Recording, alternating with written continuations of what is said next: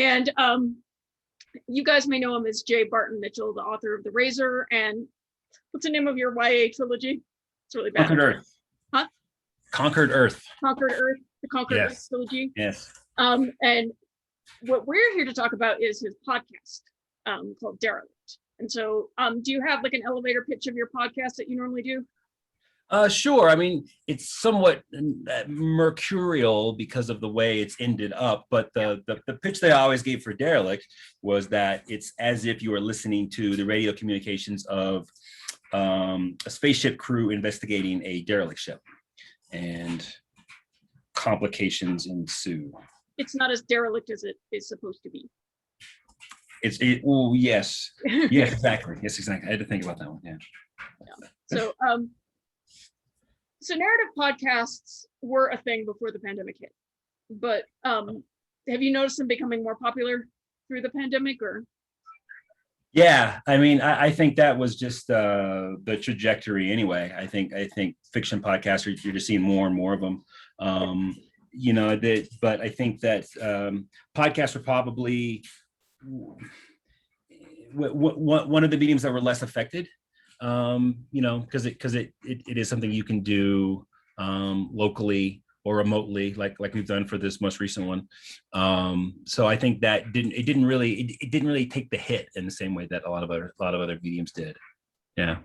Wait, your production process took a hit. So do you want to kind of talk about the making of Derelict and its newest season, Fathom? Sure. Yeah. So we were doing the pitch that I gave you before, and my goal for it had been to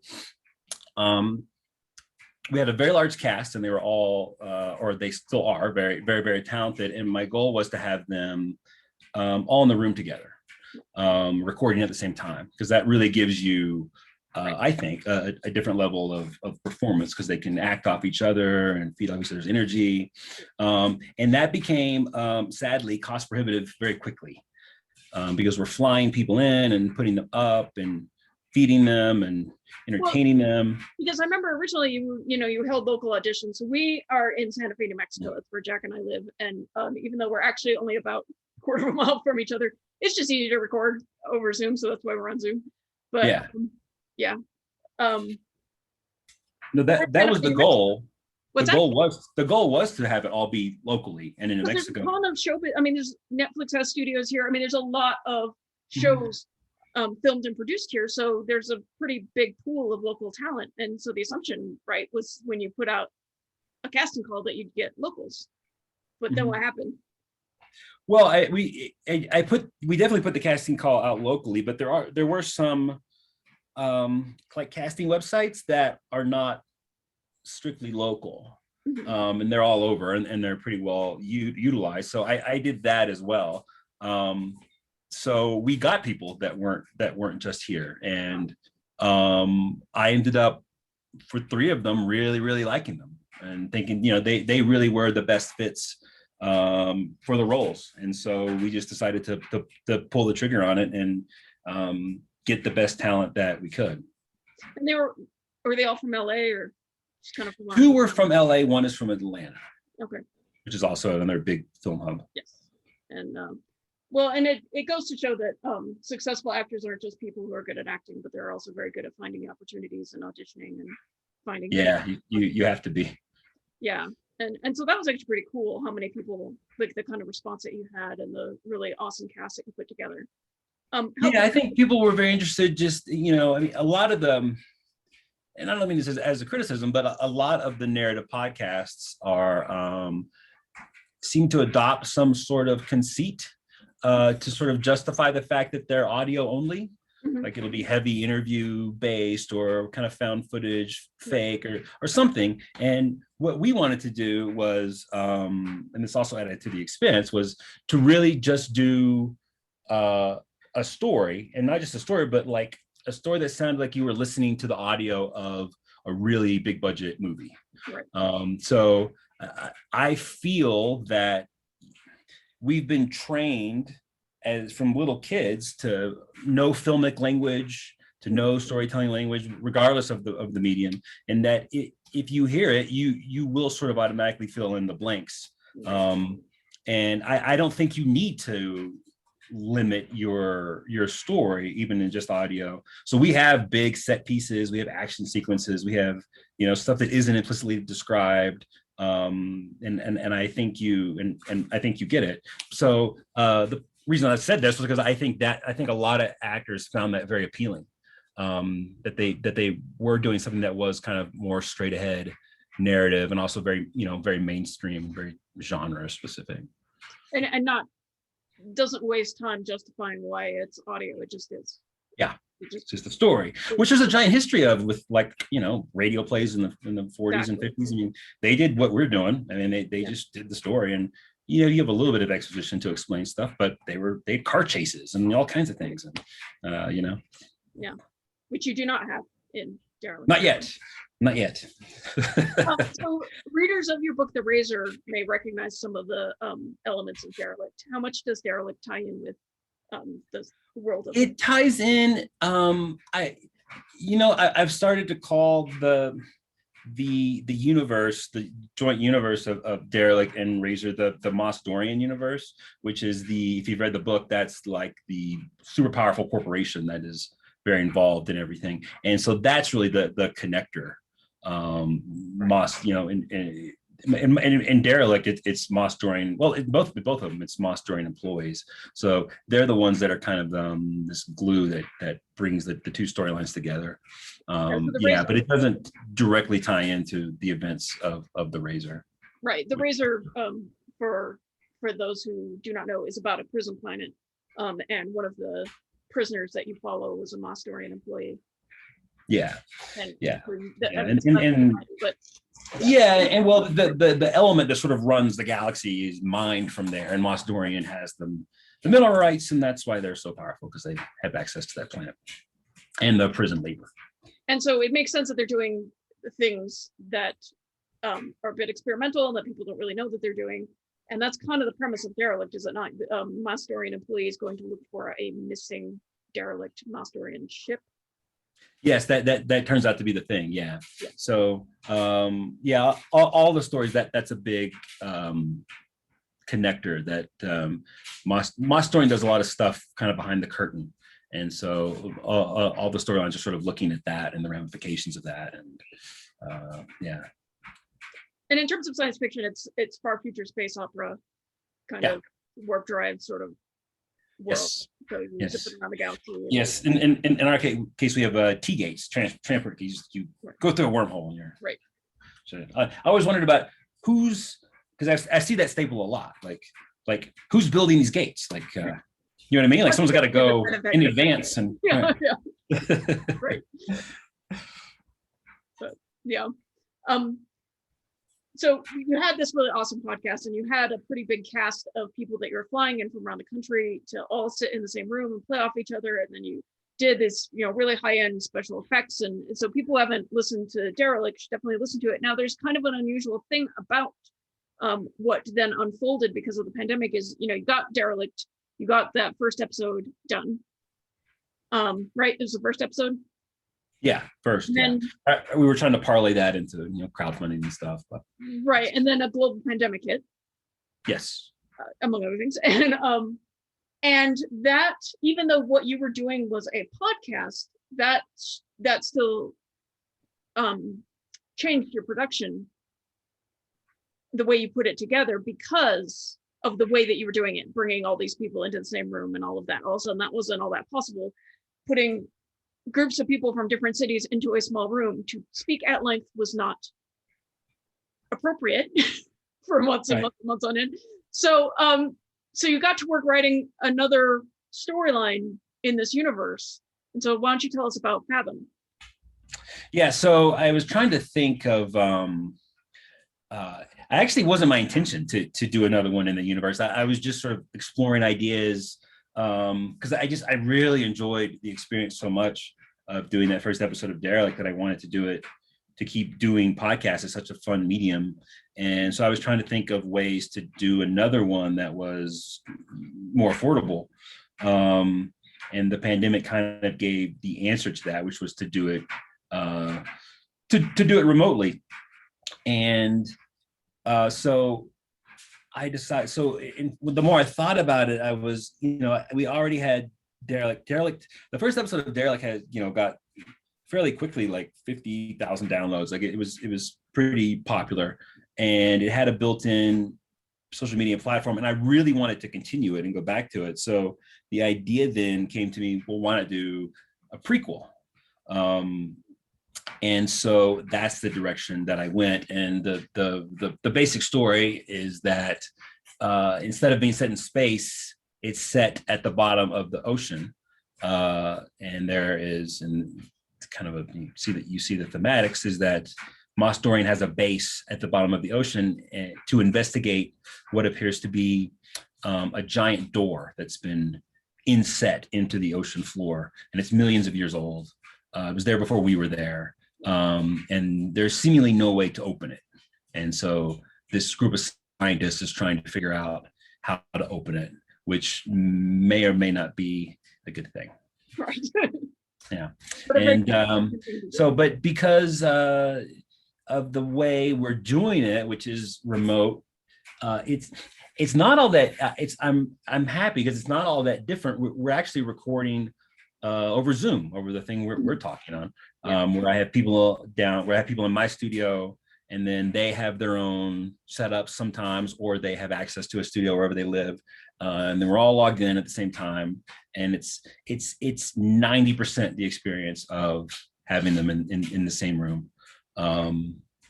So it allows them to play off each other in the same way and feed off their energy. And I think the performances really benefit from that, and are almost as good as they would be were they in the room. When it's surprising because that's not the kind of thing that you would think transitions to Zoom very well. Though once you say it, I guess it makes sense that it would. But yeah, it's interesting trying to get there's some hurdles, trying to get the screens where they can see it. And also I found if you have two sources too close to each other, like right. I play a role in it as well, and I record or at least read with them. So I have to go in the other room usually because it'll do this weird echoey thing. Yeah. So there's weird things like that you have, like with anything, but once you figure it out, it's okay. And you're not trying to do the Phil Spector wall of sound thing, so. Right, exactly. It's just happening. Yeah. How many episodes is Fathom going to be? I think it's going to be 8. I always say I think just to kind of reserve the option. It already has expanded a little. It was going to be 6. My idea was I was just going to do kind of a mini season, but it's in general very hard for me to pare down my writing. You are an novelist. It's one of the difficult things. Yeah, exactly. So I think 8. We are recorded through 5 at the moment, and 3 just released this morning. So we're I think this. Yeah. This I think we'll go live the day that 4 goes. What's that? This interview may go live the day that 4 gets posted.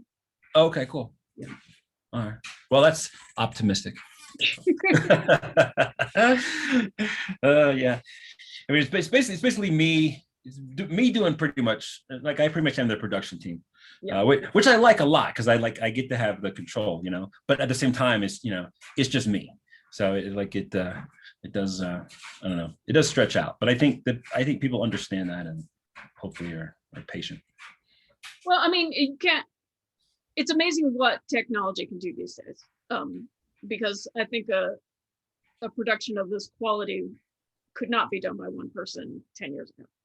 I think you're right.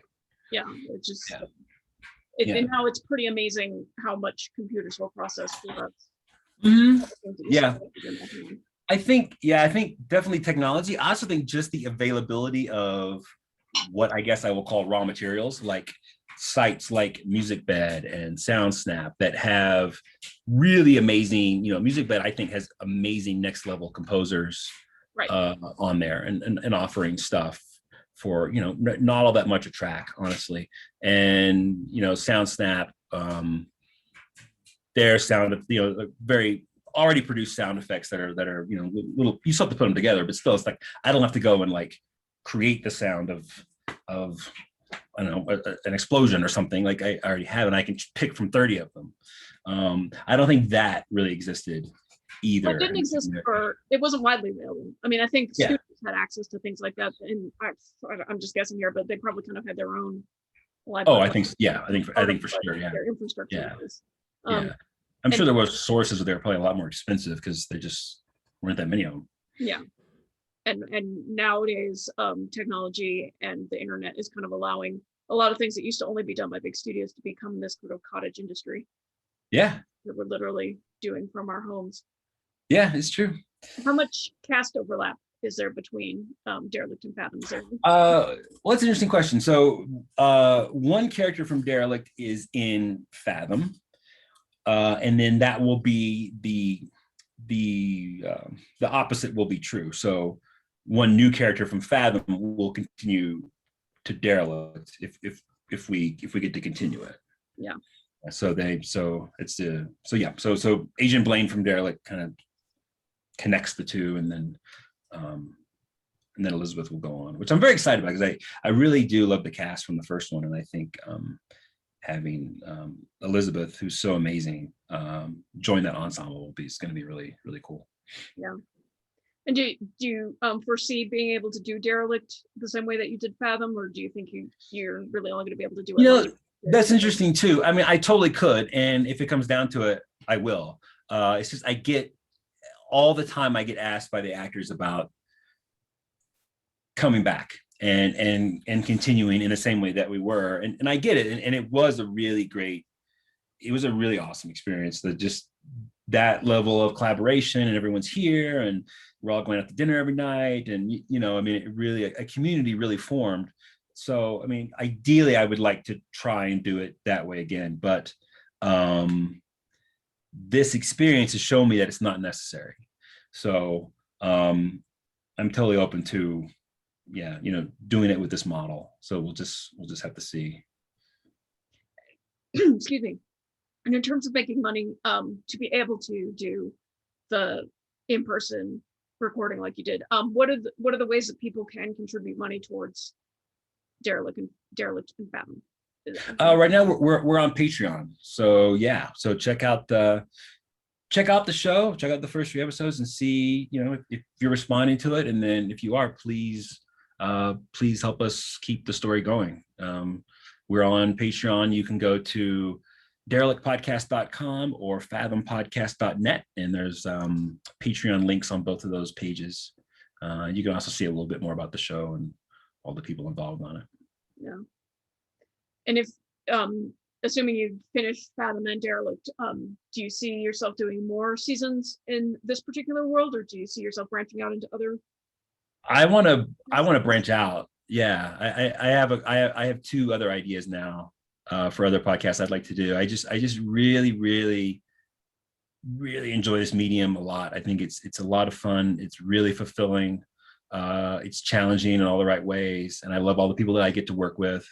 So I hope that Night Rocket Productions, which is the company that I started, I hope that we get to keep doing more of these. Yeah, I mean, business disclosure, you and I were both invested in the same audio studio.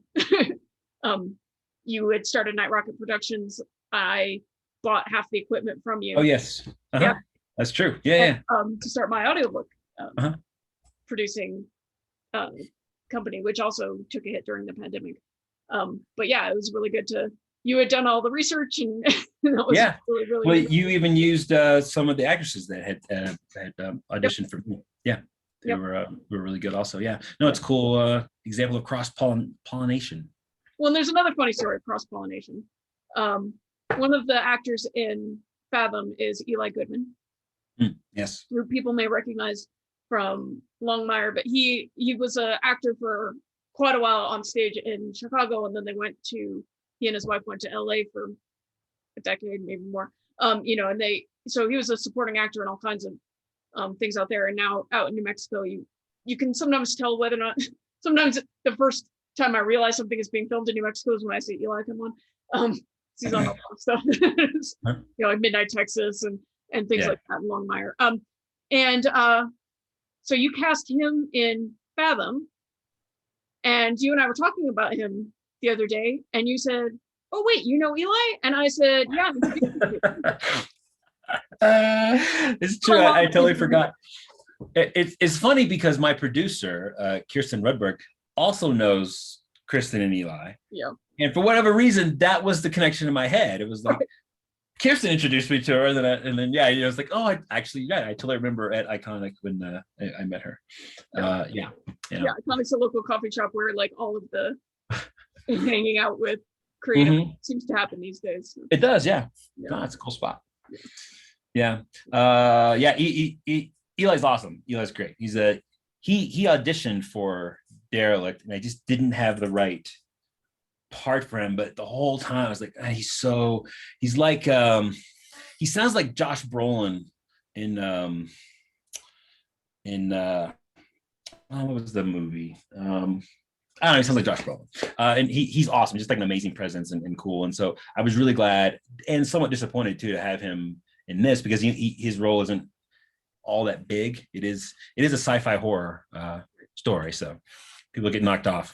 But he has so many awesome. I would just like to have someone just do a podcast where just Eli tells stories, because a lot of like he was a circus performer for several years. A lot of. Did you hear the story about him getting in an argument on his way to circus performance? I don't know. So he was dressed in his full clown costume, and in LA, somebody cut him off in traffic and got out of the car and started yelling at him. So he got out of his car and started yelling at them. He was standing on the side of the road yelling at somebody in a clown costume in LA, which is the sort of thing you drive past it in LA. Right, it's true, yeah. It's also like if you're driving past that, it's sort of like, oh, there's my metaphor for life for today. Well, the other thing about Eli, and you and I were talking about this before I started recording, is he's one of those trained actors who has a lot of range. And one thing that's kind of a bit surprising, auditioning narrators and actors and for your pocket, things like that, is learning that a lot of actors actually kind of have a fairly narrow. I mean, what they do really, really well, but it's kind of narrow in what. And Eli's one of those who's like a chameleon. He can sort of whatever you need him to do, he'll do. Yeah. And so. True. Yeah. And he's and really humble too. Like just he's there to work, and he's like, how do you want it? What do you need? He doesn't. He's not arguing. Like he's invested in giving you what you need and what your vision is. And he has a ton of great. Everyone I work with is like that, and it's great. Well, professionals. I mean, you can tell they've been doing this for a living, and he's got all kinds of crazy stories about working in the industry. Like the night that he was playing a character that had died. Did you ever hear this story? The night he was doing what? He was playing a character that had died earlier in the episode. It was one of these crime dramas. I don't know which one. Oh, okay. CSI or I don't know. But his character during the episode had died, and so they were filming this scene where he, playing the character dead, was in a cadaver locker in a real morgue that they were filming in, and the scene leading up to his appearance was a one big long shot, like you're following actors down the hallway, and they go into the morgue and they walk around one dead body, and then they go and pull out his cadaver drawer, and then so there he is, and close it. And so the person who was playing the dead body on the table in the main room had a twitch in their eye. So Eli, in a cadaver locker, can't really hear what's going on. He just knows he's in this cadaver locker for like a really long time, hoping that they haven't, quit for the day and forgotten about him left him in the cadaver locker. Yeah, he's definitely a professional. Yeah, he's awesome. Yeah, his performance in 2 is I just think one of the highlights. And it was also fairly cool how hiring people from the industry allowed other people from the industry to promote Fathom. So we had a pretty cool shout out this last week. Yeah, it's true. Yeah, my lead actress Elizabeth Laylaw, who like Eli, works on all kinds of TV and film and stuff, and I'm gonna mispronounce his name, Michael Kudleski. If I got that right. It was an actor on Walking Dead and Yeah, all played kinds of other Abraham, stuff. right? Yeah, exactly. Yeah. It was one of my favorite parts on that show, actually. Anyway, he gave a shout out for the show and for Elizabeth specifically. So that was really sweet and really cool. Yeah, and that is really cool when people support it like that. You also still write novels as well. Are you working on anything right now that you want to talk about, or is it all still sort of in the stage before you want to talk about? It's still the stage I want to talk about. I have a young adult series that I'm really excited about that I'm hoping to turn back to, that you've seen some of, and we're in the same writers group. Yeah. I'm excited to go back to that, and then I also have, I honestly, like, growing up, like, the main stuff I read was like epic fantasy, and it's really, to me, the high watermark and what I would really like to do. Even though my agent is always like, yeah, maybe do something else. Maybe do more young adult. What you've written tends to be hard science fiction. Yeah, it's true. I guess, I don't know, Conquer Earth has a lot of more to, like, magic. I don't know, scientific magic type stuff in it. So similar, but yeah. So anyway, I have an idea for that I would really like to explore if I ever have time. Also, and then. But yeah, I have a storehouse of ideas for different things, and two of those are now, I'm thinking I want to do as podcasts. So they were originally novels, and now they're gonna, I think, move over. But so it sounds like you're gonna be doing podcasts as long as people enable your. Yeah, as long as I can, or as long as I can afford it. I mean, by people enabling you by. Yeah. I mean, I would very much like to get, some, more crowdfunding, obviously, if people think we're producing stuff that they want to support, but, we move into advertising and sponsorships as well, which is something we'll explore. I think after we get this season in the can, it'll be easier to maneuver some of that. And we were at another event together last week where somebody was talking about doing live performances of podcasts. Do you see that as something you'd be interested in doing sometime? Oh, totally. Yeah. We were at that event, and it was Warren Langford, who does Imminent Domain. It's another narrative podcast. It's really good. It's connected with Meow Wolf. Yeah, and he mentioned that there is like there's a tradition of that, like, where a lot of podcasts. What was you remember the friend you introduced me to that was doing the podcast? Oh no, I'm sorry. No, you know what's funny? I just confused you with Kirsten. Yeah. Who introduced me to someone, but actually it was Kirsten introduced, which is the vice versa of the whole Eli Kristen thing. Basically, you think all women look the same. Yeah, right. Basically, right.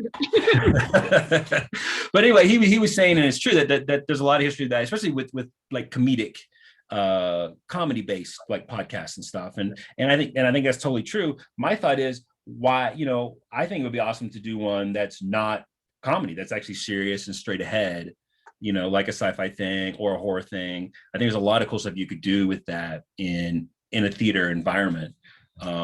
So I think I don't know, I would really love to explore that idea. And it's interesting because you're here in Santa Fe where we live, there's a huge arts community, and we're opening up post-pandemic still.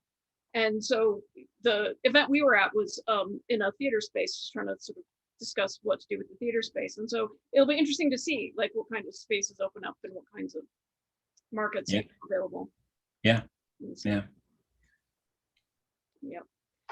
there anything else that I didn't remember to ask you about Fathom that you wanted to talk about? No, I don't guess so. It was very thorough.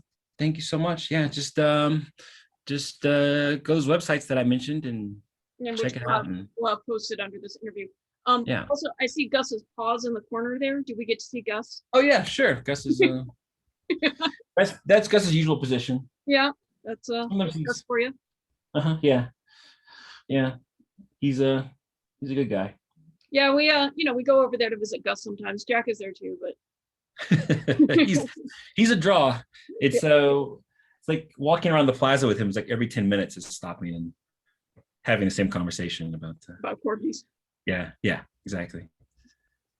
Some sort of queen comment or Oh yeah, royal family comment. Yeah. well okay, that's true.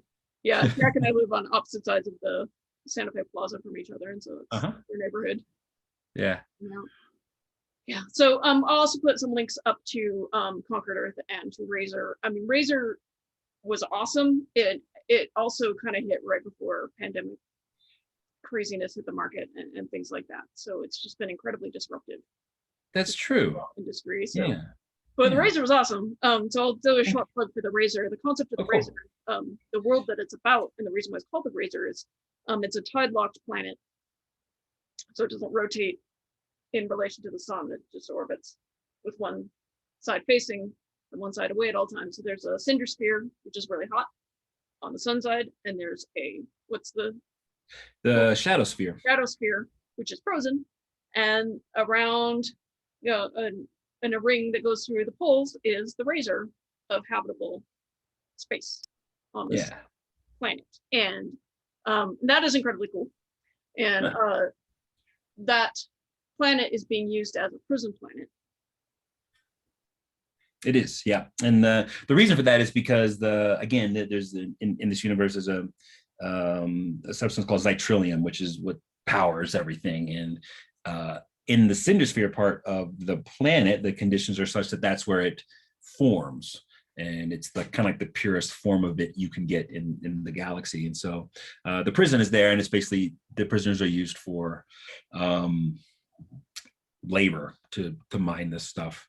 And the basic idea of the story is that the planet for some reason is abandoned, like in an emergency.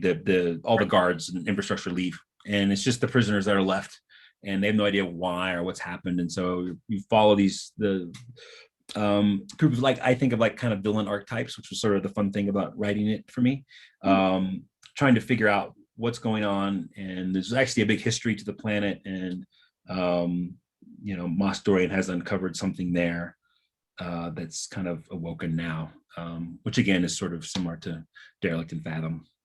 Moss Dorian cause a lot of problems. Yeah, they keep poking.